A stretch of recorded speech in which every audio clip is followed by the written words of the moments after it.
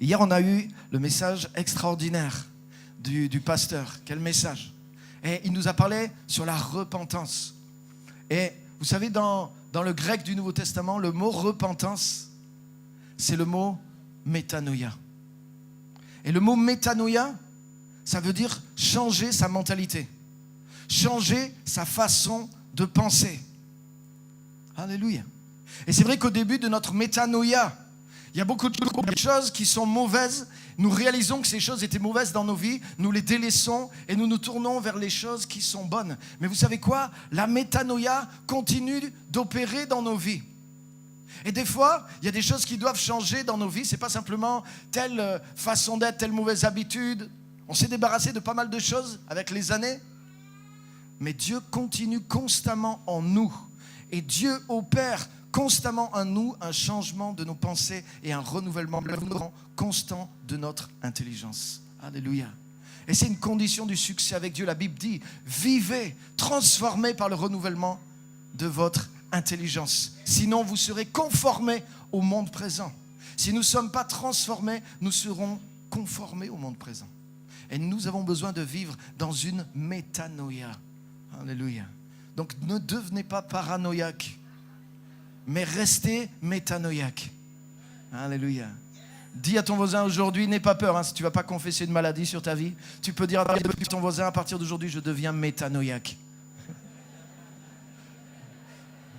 La semaine prochaine, quand tu vas aller voir ton médecin, il va te dire, mais vous avez changé, qu'est-ce qui vous est arrivé à cette conférence à Paris? Tu vas dire, docteur, je suis devenu métanoïaque. Et il va chercher, il ne connaît pas encore cette maladie. Vous allez dire, si vous voulez, docteur, je vous impose les mains, vous allez devenir métanoïaque, vous aussi.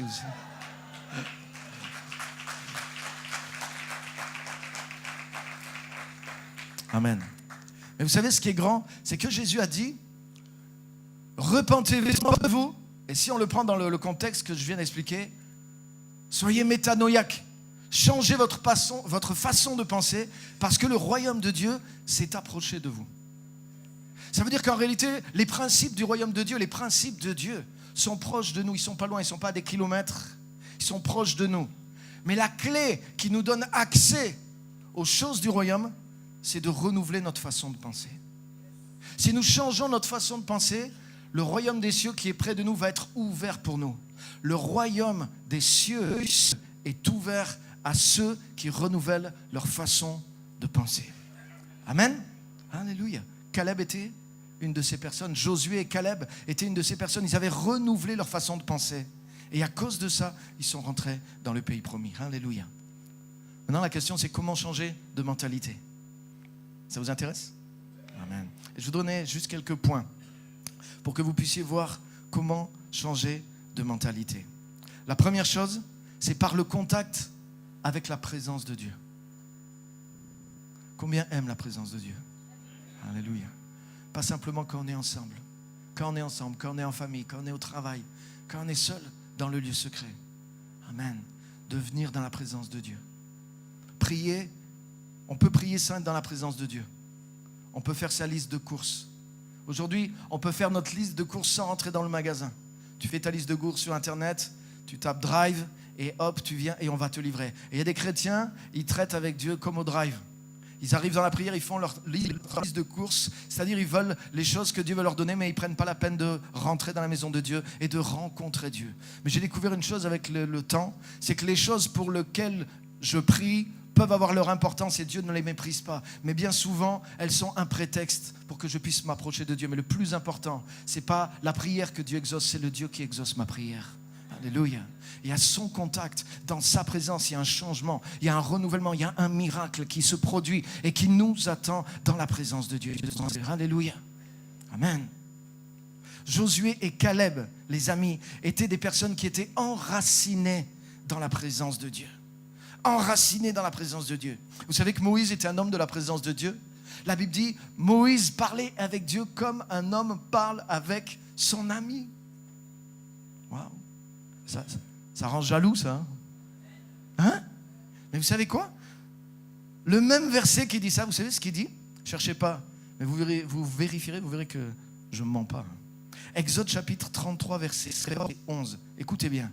L'Éternel s'entretenait avec Moïse directement, comme un homme parle avec son ami.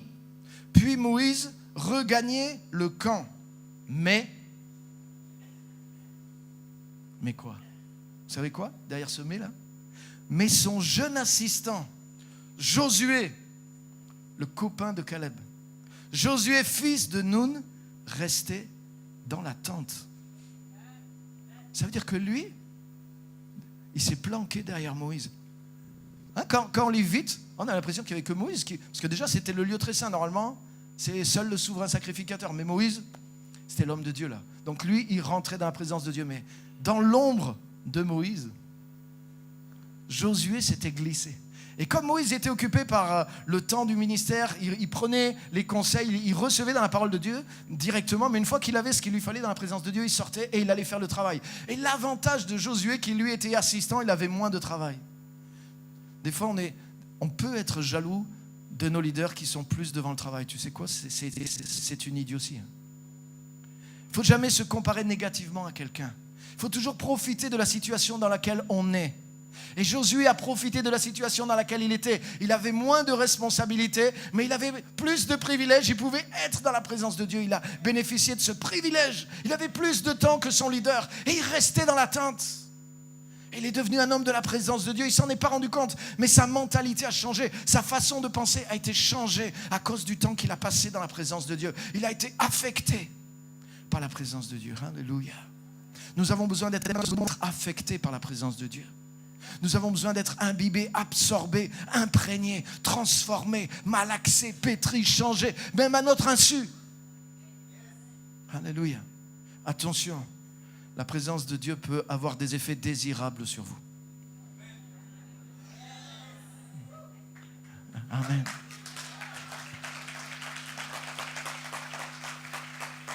Alléluia.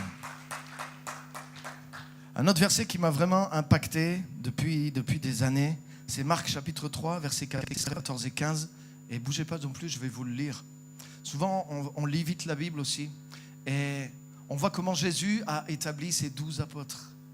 Et waouh!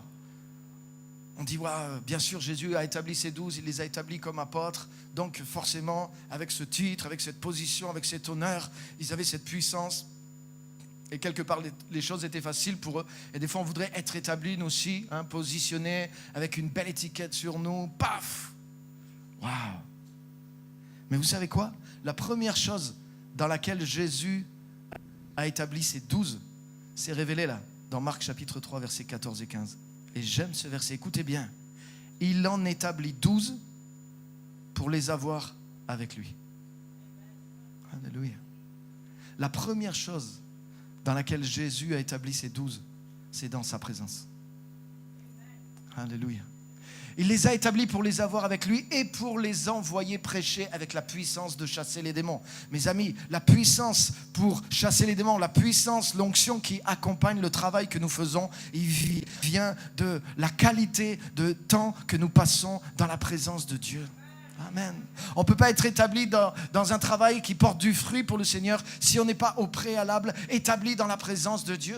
C'est la mesure de la présence de Dieu que je prends avec moi, que j'emporte avec moi quand je sors pour agir, qui va produire du résultat parce que je n'ai pas de puissance en moi-même.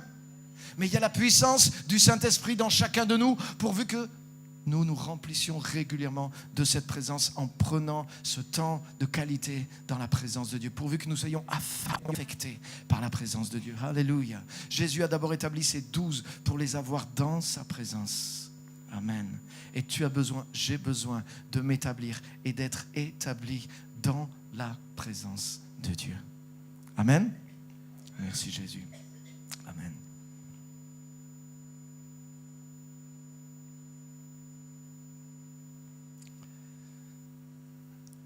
Vous savez, même Jésus nous a donné un exemple aussi. Jésus passait tellement de temps dans la présence de son Père.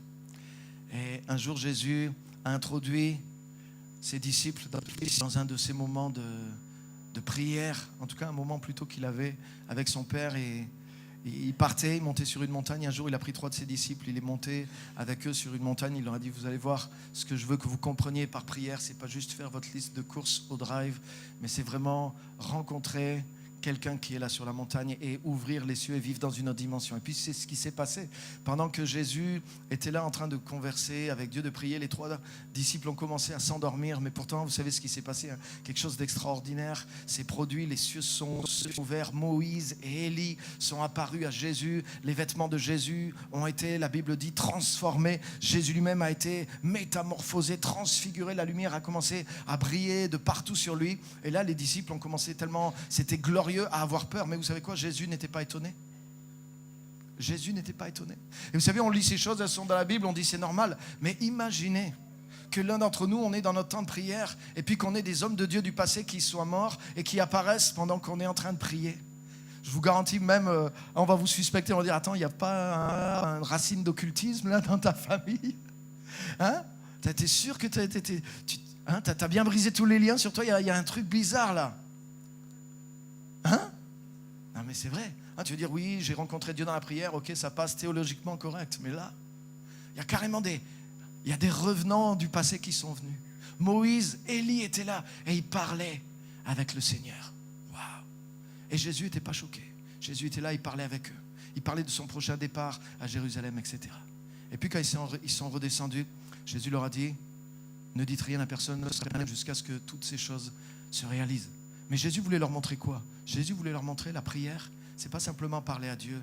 La prière, c'est être transformé dans la présence de Dieu. Alléluia. Amen. Et vous savez, dans 2 Corinthiens chapitre 3, verset 18, la Bible dit, nous tous, qui sommes dans la nouvelle alliance, qui n'avons plus de voile sur nous, par la puissance du Saint-Esprit, nous sommes transformés de gloire en gloire par le Seigneur, l'Esprit. Alléluia. Et vous savez, là aussi, le mot dans la Bible originale, c'est le mot métamorpho qui a donné transfiguré dans les évangiles quand ça parle de Jésus. Simplement, les traducteurs, ils ont eu peur de nous mettre au même rang que Jésus. Mais le mot qui est dans la Bible, c'est le même mot. C'est pas écrit Jésus a été transformé, c'est écrit Jésus a été transfiguré. Et c'est même marqué au-dessus comme chapitre la montagne de la transfiguration. Ou alors la transfiguration. Mais dans 2 Corinthiens 3, 18, c'est pas marqué la transfiguration des disciples, mais pourtant c'est le même mot qui est employé dans notre Bible, le mot métamorpho, qui a donné métamorphose en français. Alléluia. Ça veut dire que nous aussi, quand nous sommes en contact avec la présence de Dieu, nous sommes transfigurés de gloire en gloire par le Seigneur, l'Esprit. Alléluia. Amen. Et nous avons besoin de cette transfiguration constante de nos vies, ce renouvellement constant de nos vies dans la présence du Seigneur. Alléluia. Amen. Vous savez, ce que j'ai réalisé, c'est que quand Jésus a été transfiguré sur la montagne, il n'a pas reçu quelque chose de nouveau de Dieu qui est venu sur lui. Mais en réalité, c'est ce qu'il était vraiment qui s'est manifesté dans le visible. Amen. Jésus n'a pas reçu une nature nouvelle. Il n'y a pas quelque chose qui s'est mis à venir sur lui. Mais ce qu'il était, ce qui était en lui, est devenu visible, est devenu apparent. Et c'était tellement manifesté que ça a changé même les conditions physiques dans lesquelles il était. Alléluia. Vous savez, quand on est dans la présence de Dieu, Dieu va nous révéler des choses sur nous-mêmes qui vont nous étonner. Dieu va nous montrer qui nous sommes vraiment en tant que ses enfants. Dieu va nous montrer qui nous sommes vraiment en tant que les personnes qu'il veut utiliser pour bouger et pour changer cette nation. Alléluia. Il y a un homme qui s'appelait Gédéon, qui était un homme de Dieu, et il était préoccupé à sauver sa peau. Et la Bible dit que l'ange de l'Éternel s'est assis à côté de lui et il le regardait. Mais Gédéon ne le voyait pas. Et il est dit que d'un coup, l'ange de l'Éternel lui est apparu. Il y a quelque chose qui était là et qui s'est manifesté. Et l'ange lui a dit, Gédéon, tu es un vaillant héros. Et tu ne vas pas simplement être occupé à sauver ta peau et ta famille, mais tu vas sauver ta nation. Et Dieu voyait quelque chose de plus grand en lui, et Dieu voyait quelque chose de plus grand pour lui. Et en réalité, Gédéon n'a rien reçu de nouveau. Gédéon a pris conscience de quelque chose qu'il était, quelque chose qui était déjà en lui et quelque chose qu'il pouvait faire. Et quand il a commencé à le voir, à le croire et à agir, les choses se sont mises en route et elles se sont faites. Alléluia. Amen. Et moi je crois qu'il y a plein de Gédéons qui sont dans nos églises, qui n'ont pas encore été réveillés. Et je crois qu'en entendant la voix de Dieu, la parole de Dieu, comme a dit Jésus, le jour viendra où même les morts vont ressusciter. En entendant la voix de Dieu, il me semble que nous ne sommes pas encore morts, il me semble que notre pays n'est pas encore mort, il me semble que nos églises ne sont pas encore mortes. Mais je crois qu'il y a un paquet de Gédéons qui sont au milieu de nous et qui ont besoin d'entendre la voix de Dieu et de prendre confiance dans ce qu'ils sont pour se lever et pour faire le travail. Alléluia. Wouh! Amen. Est-ce qu'il y a des gédéons ici ce matin? Wouh! Amen. Amen. Alléluia. Waouh. Le contact avec la présence de Dieu. Une autre chose qui va nous transformer, c'est le contact avec la parole de Dieu. La parole révélée qui vient de Dieu. Amen. Vous connaissez tous ce verset, Romains 10, 17, qui dit que la foi vient lorsqu'on entend la parole de Dieu. La parole de Christ. La foi vient de la parole de Dieu. Amen. Vous savez, les héros de Dieu qu'on a, qui sont listés dans le chapitre 11 de l'Épître aux Hébreux, Gédéon en fait partie, Moïse en fait partie, David, tous nos héros bibliques, ils sont là, ils sont listés. Et là aussi, Dieu nous révèle le secret. Quelle a été leur mentalité différente? Quel esprit différent ils avaient, comme Josué, comme Caleb, pour mettre un nom sur cette mentalité, pour mettre un nom sur cet esprit? C'est un nom tout simple en 3 lettres, c'est la foi. S'il y a un mot, s'il y a 3 lettres qui peuvent résumer leur mentalité, c'est qu'ils avaient un esprit de foi et une mentalité de foi. Alléluia. Amen. Amen. L'avenir appartient aux hommes et aux femmes de foi. La nouvelle nation que va devenir la France appartient aux hommes et aux femmes de foi qui sont ici ce matin. Alléluia. Amen. Amen.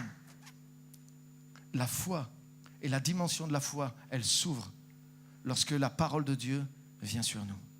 Pas simplement lorsque tu lis la Bible, mais le mot là qui est là, c'est le mot Réma. C'est-à-dire la parole de Dieu révélée, la parole de Dieu qui parle. La dimension de la foi, c'est quelque chose de vivant. La foi, c'est pas simplement la croyance que nous avons en Dieu par nous-mêmes. La foi, c'est un don que Dieu nous donne et qui grandit à l'intérieur de nous. Jésus a dit que la foi commence sous la forme même d'une petite semence, mais qu'elle est capable de faire bouger des montagnes et même de grandes choses. Alléluia. Et il y a une foi qui est surnaturelle et qui vient du cœur de Dieu, qui vient dans la présence de Dieu et qui vient à chaque fois qu'au travers de sa parole, de la Bible, non seulement tu comprends les Écritures, mais le Saint-Esprit te parle et te communique une mesure de foi pour que tu sois capable de faire bouger les choses dans ta vie et dans ton service pour Dieu. Alléluia. Les amis, il y a des montagnes autour de nous. On connaît les montagnes qui nous entourent et qui sont comme des blocages pour que l'évangile n'avance pas à la vitesse où on voudrait. Mais la Bible dit qu'avec une petite mesure de foi, nous pouvons secouer, ébranler et ordonner à ces montagnes de se déplacer et d'être déracinées pour toujours, non? Amen. Et nous avons besoin d'être dans cette présence de Dieu, de recevoir cette parole de Dieu et d'agir par le moyen surnaturel pour que les choses de Dieu se manifestent. Alléluia. Amen. Vous savez, un jour, il y a des gens qui sont venus amener un paralytique à Jésus.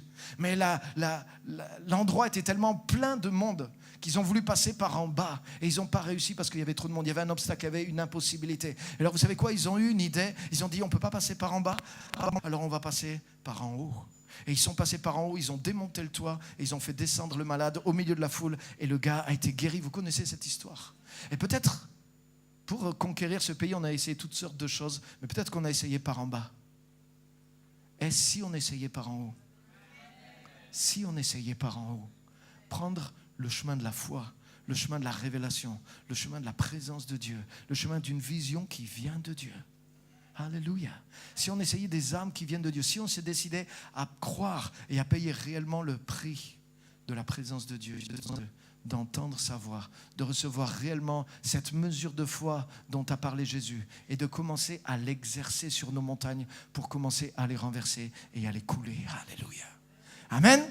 Amen. Est-ce qu'il y a des hommes et des femmes de foi ici? Amen. Et il y en a plein ici. Alléluia. Ils sont là et ils sont devant moi. Moi, je vois des hommes, des femmes de foi, des jeunes hommes, des jeunes filles de foi. Et avec cette foi, ils vont ébranler et secouer la nation pour le nom de Jésus-Christ. Alléluia. Amen. Merci Seigneur. Amen. Amen. Par le contact avec la parole de Dieu. Josué et Caleb étaient comme des frères jumeaux spirituels. On a vu l'esprit qu'avait Caleb. Dieu nous révèle l'esprit qu'avait Josué. Vous savez ce que Dieu a dit à Josué? Il nous a donné la clé de son secret. Il a dit, tu vas avoir des succès, tu vas réussir dans tout ce que tu vas entreprendre. Que cette parole, que ce livre ne s'éloigne pas de toi. Médite-le jour et nuit. Médite-le jour et nuit. Et vous savez, Ça ne veut pas dire simplement que tu dois lire la Bible, tu ne dois pas t'enfermer et être à plein temps pour lire ta Bible. Ce n'est pas tout à fait ça que ça veut dire.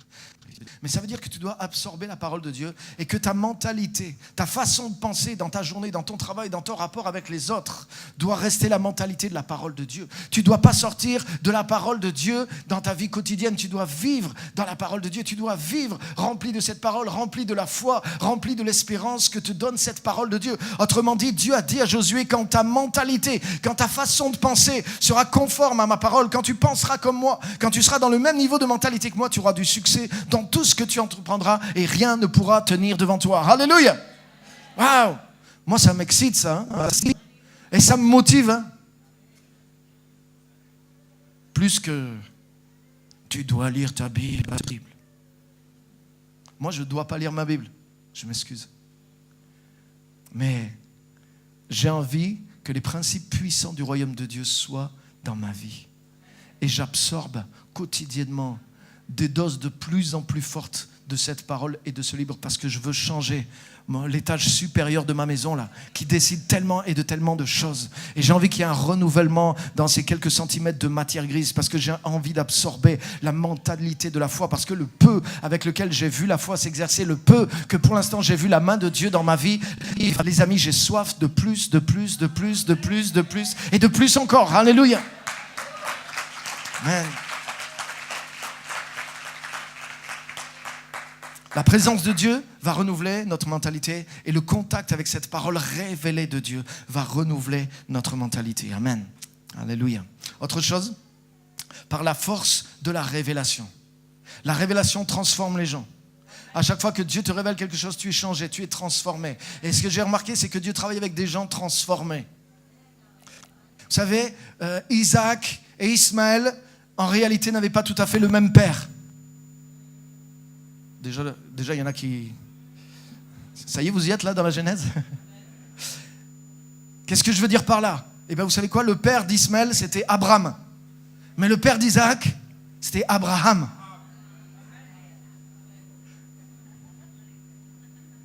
Qu'est-ce que ça veut dire? On veut tous avoir des Isaac dans nos vies, dans nos ministères. Mais est-ce que nous sommes tous devenus des Abraham? That is the question. Amen. Jésus ne bâtit pas l'église sur des Simons, mais sur des pierres.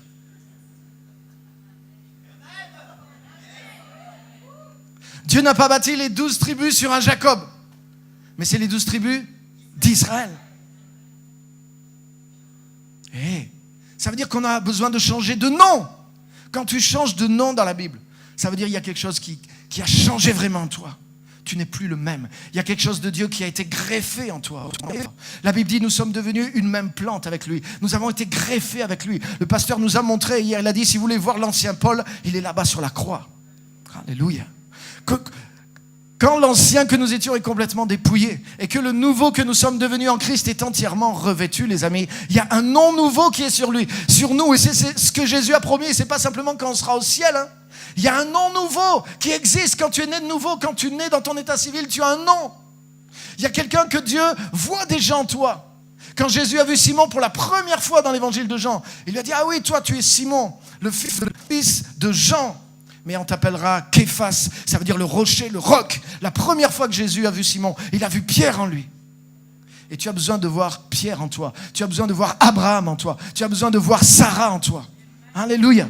Parce que à partir du moment où tu vas croire, à partir du moment où tu vas être changé, à partir du moment où tu vas revêtir, à partir du moment où dans la présence de Dieu, ton nom va être changé, ton Isaac va naître. Abraham avait la promesse depuis 25 ans, mais dans Genèse 17, Dieu lui a dit, rentre dans ma présence. Et littéralement, il lui dit, vis constamment dans ma présence maintenant. Je veux plus que tu sortes de ma présence. Et là, Dieu lui dit, à ce moment-là, je mets mon alliance avec toi et ton nom, je le change. Tu vas t'appeler Abraham, père d'une multitude. Et quand Abraham a fait ce pas supplémentaire dans la foi, qu'il est rentré, il a été saisi dans la présence de Dieu, cette révélation qu'il a eue, son nom a changé et 1 an après, il a enfanté son Isaac. Alléluia. Alléluia. Le pouvoir de la révélation. Amen. Alléluia. Jésus a dit à ses disciples, qui dit-on que je suis? Et pourtant, 11 disciples. Ça faisait des mois qu'ils étaient avec Jésus, qui voyaient son ministère. Sur les 12, il y en a 11 qui ont séché à l'examen, les amis. Ils ne savaient pas qui était Jésus. Il y en a un seul sur les 12 qui savait qui était Jésus. Les autres pensaient peut-être comme les autres, peut-être c'est un prophète, peut-être c'est Élie, Jean-Baptiste. C'est un homme de Dieu, c'est sûr. Mais là, franchement, ce n'était pas trop difficile pour dire ça. Nicodème l'avait dit aussi, à cause des miracles, c'est une évidence. Mais il y en a un qui a répondu directement, Simon, tu es le Christ, le Fils du Dieu vivant. Et Jésus lui dit, tu es heureuse toi, parce que ce n'est pas par toi-même que tu as découvert ça, mais c'est par la révélation. Et regardez ce qui se passe. Simon dit à Jésus, tu es le Christ. Et le Christ dit à Simon, maintenant tu es Pierre. Simon dit à Jésus, tu es le Christ, par révélation. Et le Christ dit à Simon, toi maintenant tu es Pierre. Ça veut dire à partir du moment où c'est par révélation que tu captes les choses, il y a quelque chose qui est changé en toi et dans ta nature. Alléluia.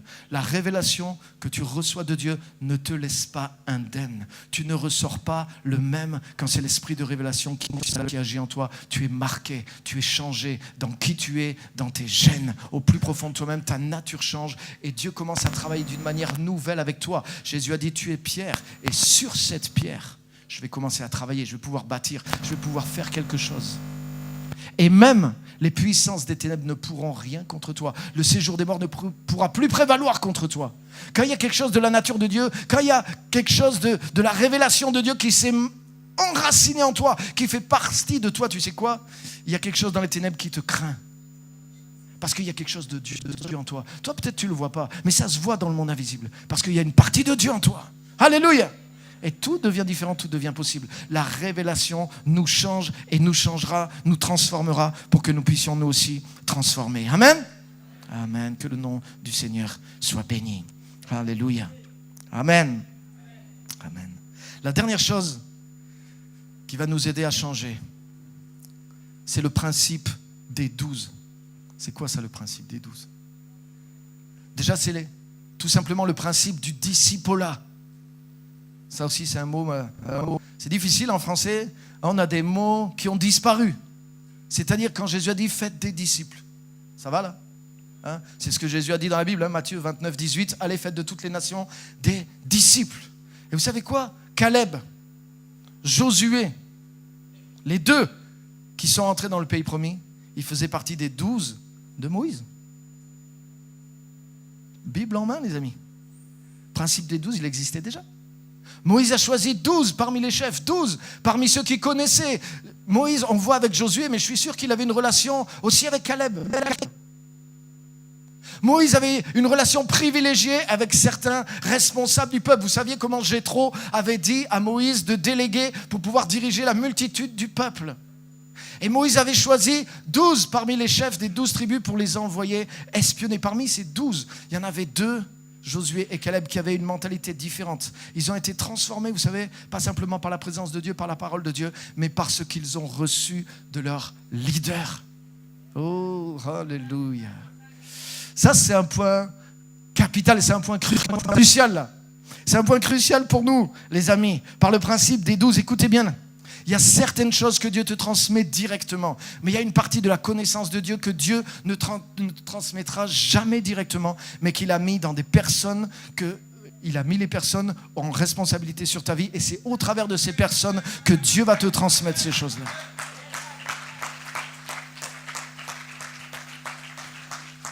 Et l'esprit de révolutionnaire et d'indépendance que nous avons en France, les amis, il a ses limites.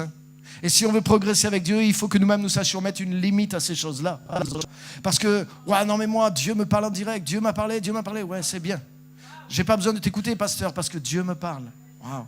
Quand il y a un chrétien qui vient me voir dans l'église, il dit, pasteur, Dieu m'a parlé. Vous savez ce que ça veut dire en réalité en français courant? Ça veut dire, écoute, j'ai pris une décision, je sais qu'elle n'est pas bonne, et comme de toute façon, j'ai décidé de ne pas t'écouter, j'ai décidé que c'était Dieu qui m'avait parlé. Donc, quoi que tu sois que tu puisses me dire, de toute façon, c'est non. Ah, vous la connaissez, la version en français courant, les pasteurs et les leaders, non? Elle existe, cette version-là. Mais vous savez, il faut la brûler, cette version-là, elle n'est pas bonne. En tant que pasteur, nous, en tant que leader, on doit réapprendre et redécouvrir le secret qu'il y a dans le discipolat, dans le principe des 12, dans le principe non pas d'une soumission servile, mais dans le principe d'une filialité envers une véritable paternité. Et nous en avons crucialement besoin, je dirais, dans ce pays. Alléluia. Alléluia.